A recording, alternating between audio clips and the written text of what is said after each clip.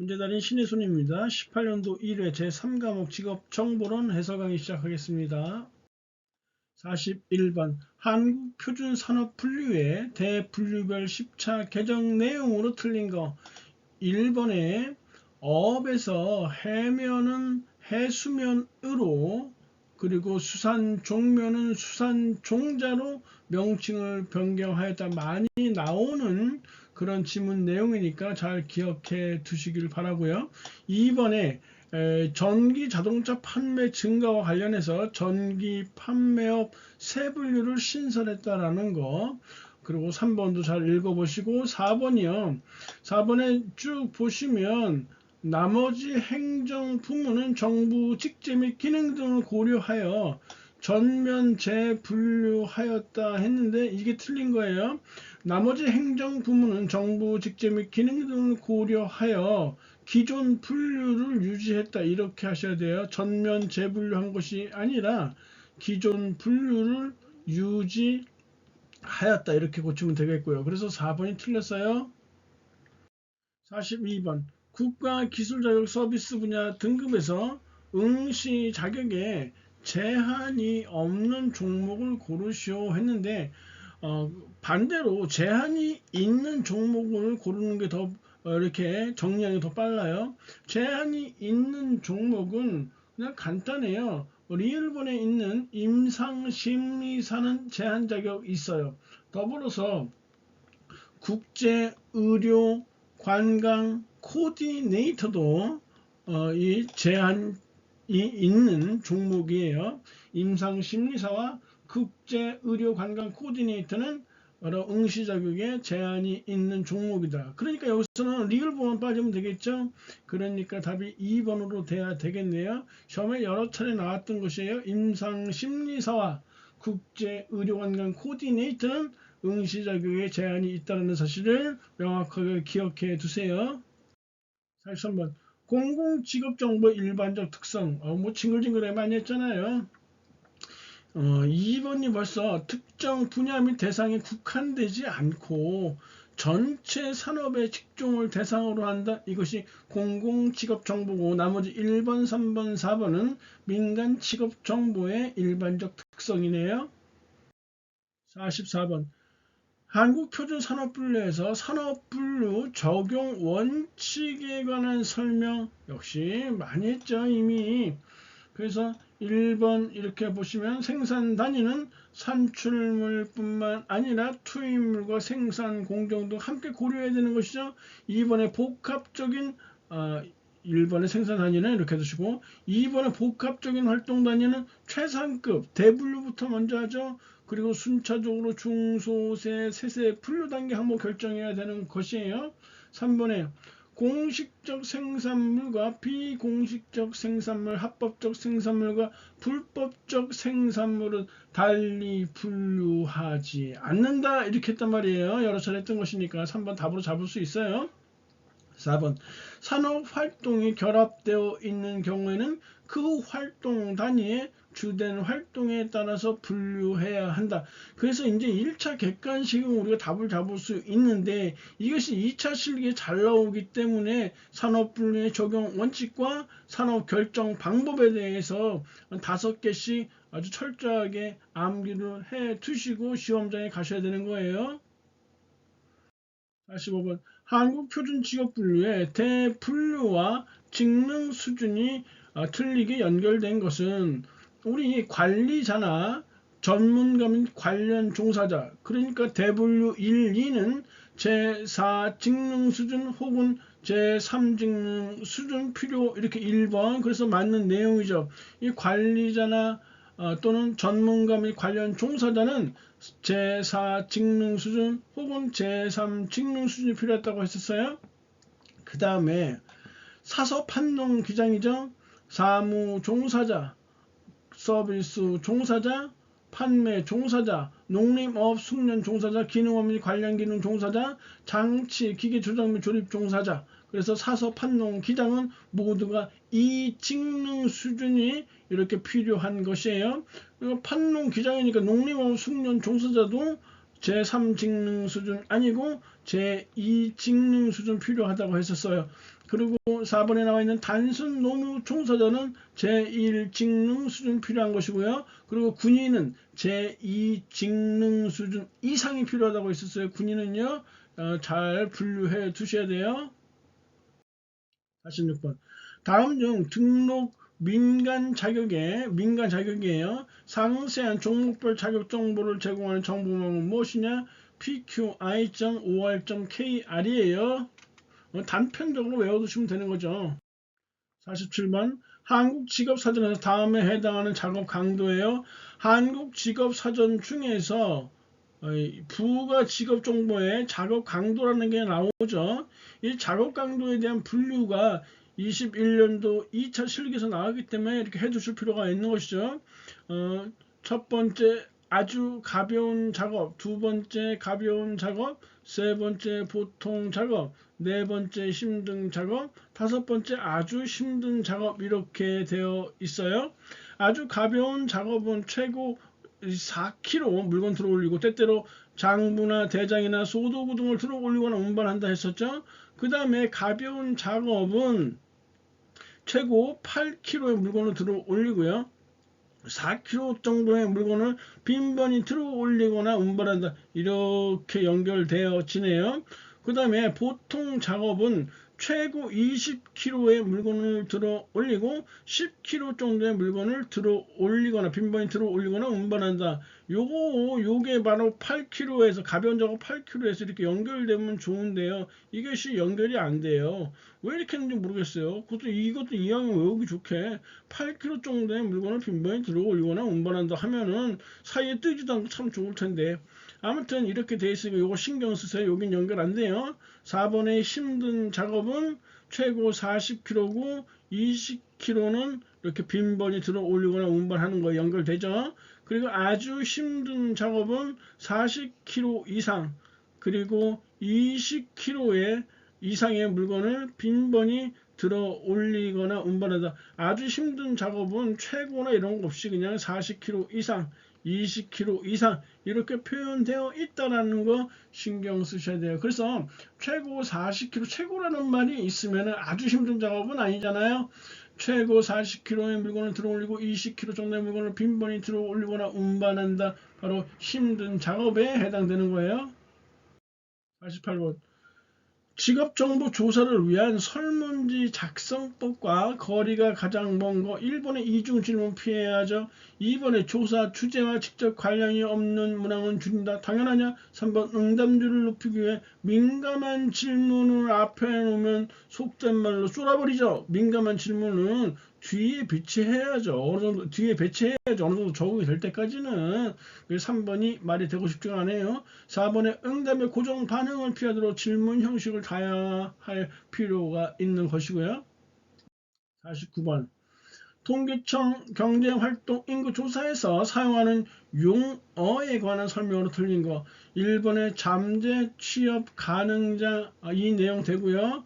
2번의 고용률이라는 것은 본래가 15세 이상 인구분의 취업자 수 곱하기 100이잖아요. 그러니까 2번도 맞고요.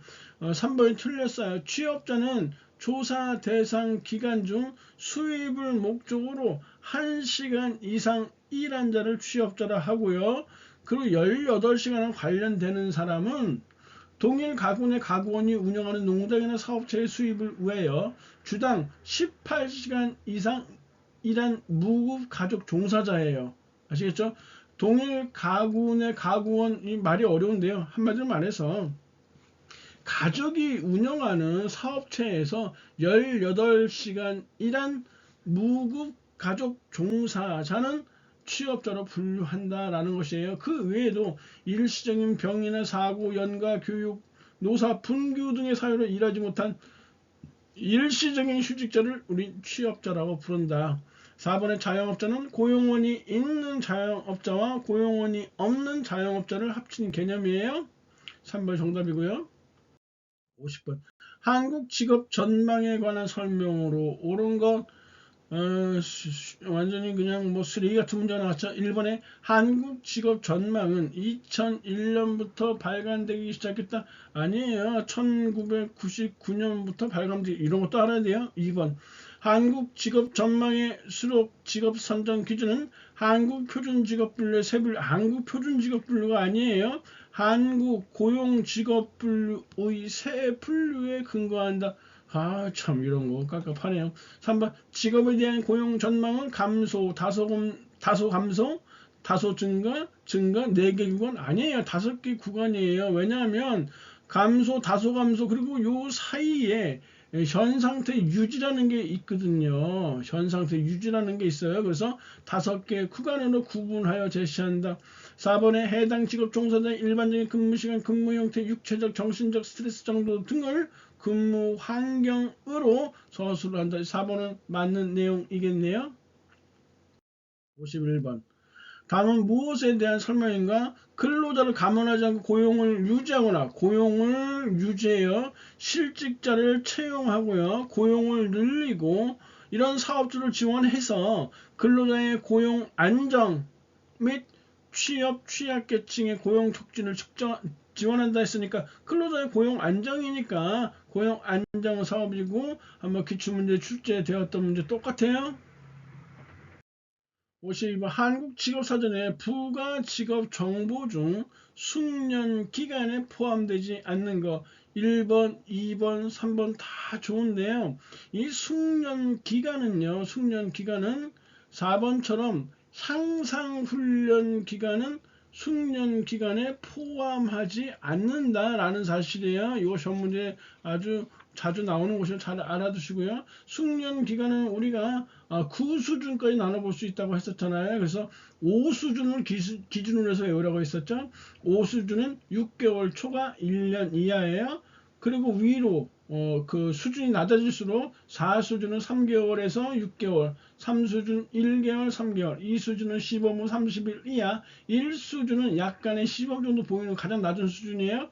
그 다음에 6수준은 5수준이 6개월 초과해서 1년 이하니까 1년에서 2년, 7수준 2년에서 4년, 8수준 4년에서 10년, 9수준이 10년 초과란 말이에요. 이런 숙련 기간도 2차 실기에 나왔었기 때문에 외워두실 필요가 있어요. 53번 직업정보를 사용하는 목적 직업정보 사용 목적이에요. 목적 가장 거리가 먼 거 이거 똑같이 나왔었네요. 3번이 틀렸죠. 1번 2번 4번 좋은데 직업정보는 과거의 직업 탐색은 의미가 없어요. 그래서 예전에 제가 비유해서 설명할 때 굴뚝 청소부라는 직업 지금 사라진 직업이잖아요. 그거 지금 알아서 뭐 할 거예요. 의미가 없다라는 거예요. 그래서 직업의 정보에 대해서는 최신의 정보가 필요하다는 것이죠. 3번 틀렸어요. 54번 한국표준직업분류에서 한 사람이 전혀 상관성이 없는 두 가지 이상의 직업에 종사할 경우 이 사람은 우리는 다수 직업 종사자라고 했었어요. 낮에는 분식집에, 밤에는 대리기사에 이런 경우 그 직업을 결정하는 일반적 원칙. 이 사람은 그럼 직업을 뭘로 해요? 분식집으로 할까요? 분식집 사장님으로 할까요? 대리기사를 분류할까요? 이런 한 사람이 전혀 상관성이 없는 두 가지 이상의 직업에 종사할 경우에 이 분류 원칙 바로 다수 직업 종사자의 분류 원칙이라고 해서 다취수조라고 했었죠.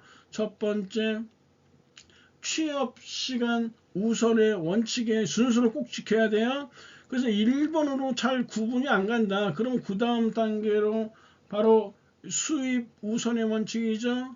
수입이 어떤 직업이 더 수입이 더 많으냐 이걸 따진다는 거예요. 그 다음에 이걸로도 판별이 안 될 때는 세 번째 조사 시 최근의 직업 원칙 조사 시 최근의 직업 원칙 요 3단계를 거쳐서 구분을 한다라는 것이에요. 이 순서 1, 2, 3번 이건 반드시 지켜줘야 되는 것이에요. 2차 실력 있을 때 이 순서를 바꿨으면 틀린단 말이에요. 그런 원칙이 아닌 거 다치 수조니까 1번이 해당 안 되죠. 2번에 수입 나와 있어요. 3번에 조사 시점 기준으로 최근에 종사한 직업 나와 있고요.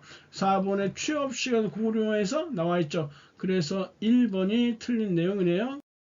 55번 다음 괄호에 알맞은 것 직업 능력 개발 계좌제 훈련이 적합 훈련 과정으로 인정받으려면 소정 훈련 일수가 10일 이상이고 소정 훈련 시간이 40시간 이상이어야 한다. 그래서 1번 딱 정답이 되는 것이고 단편적으로 외워두시면 돼요. 56번 워크넷에 대한 설명으로 틀린 거 1번 맞는 내용이고요. 2번 보세요. 기업 회원은 워크넷에서 인재 정보 검색할 수 있고요. 허위 구인 방지를 위해 고용센터에 방문하여 구인 신청서를 작성한다. 아니 이거 틀렸어요. 고용센터 방문하는 것이 아니에요. 워크넷을 통해서 구인 신청서를 작성하는 것이에요. 그래서 2번이 틀렸네요. 3번, 4번 잘 확인해 두시기 바래요. 57번 한국표준산업분류에서 통계 단위에 대한 다음표의 가로에 알맞은 거 말로도 주어질 수 있고 지금처럼 표로도 주어질 수 있는데 표로 주어지면 좀 더 편하다고 했었죠. 그리고 말로 주어지는 경우에도 항상 하나 이상의 산업활동 이걸로 먼저 많이 나오는 게 아니에요. 하나 이상의 장소부터 항상 말로 이렇게 먼저 주어지게 되니까 이렇게 해서 세로로 외우라고 했었죠. 그래서 이렇게 기업 집단 단위, 기업체 단위, 그리고 활에서 활동 유형 단위, 정답 1번 딱 나오자 학이활이라고 했었어요. 그래서 단일 장소가 나올 때는 이렇게 지역 단위, 사업체 단위, 단지사라고 이렇게 외웠어요. 학이활 단지사 외워두면 답 그냥 쑥 집어넣으면 쑥 나오네요. 58번 질문지를 활용한 면접조사를 통해서 직업 정보를 수집할 때 면접자가 지켜야 할 일반적 원칙으로 틀린 거 면접자가 지켜야 되는 것이에요. 질문지를 숙지하고 있어야 되겠죠. 당연하죠. 2번에 응답자와 친숙한 분위기 형성해야 되겠죠. 관계 형성해야 되니까요. 세 번째 개방형인 질문 폐쇄적인 것이 아니에요. 개방형 질문인 경우에는 응답 내용을 해석하고 요약하여 기록해야 된다. 그 면접하는 중에 응답 내용을 해석하고 요약한다는 거 이거 올바르지 않은 것이에요. 그래서 개방형인 질문인 같은 경우에는요. 대화 내용을 있는 대로 그냥 기록하고요. 그대로 기록하는 것이에요. 그대로 기록하고 후에 나중에 일관성 있게 정리할 필요성이 있는 거지. 이 면접하면서 응답 내용을 해석하고 요약한다는 건 옳지 않아요. 그냥 이렇게 질문 내용, 대화 내용을 있는 그대로 기록한다. 이렇게 알아두시면 좋겠네요. 그래서 3번이 틀렸어요. 4번 면접자는 응답자가 이질감을 느끼지 않도록 복장이나 언어 사용에 유의해야 한다. 그렇군요. 이렇게 알아두시면 되겠네요. 59번 워크넷에서 제공하는 직업선호도 검사 BPI죠. 직업선호도 검사 L형이요. L형은 롱이라고 했잖아요. 시간 많은 사람들을 위해서 하는 것이에요. 반면에 시간 없는 사람들 S형이라고 했잖아요. 워크넷에서 제공하는 직업선호도 검사는 S형과 L형으로 나눠지는데요. 이 S형은 시간이 없기 때문에요. 흥미 검사만 이렇게 검사하게 돼 있어요. 이 흥미 검사는 바로 홀랜드의 직업 유형 6가지 현탐의 사진관 이것만 하는 것이죠. 하지만 L형은요. 현탐의 사진관 흥미 검사 하고요. 성격 검사도 해요. 성격 검사는 우리가 흔히 말하는 빅5 검사예요. 외호 성정경 이렇게 외웠었죠. 외향성, 호감성, 그리고 이거 성실성이죠. 성실성 이거 하고 정서적 불안정성, 그 다음에 경험에 대한 개방성, 외호 성정경 요거 한다는 얘기예요. 그리고 생활사 검사로는 9가지 해요. 대인관계 지향, 독립심, 가족 친화, 야망, 학업 성취, 예술성, 운동선호, 종교성, 직무 만족 이렇게요.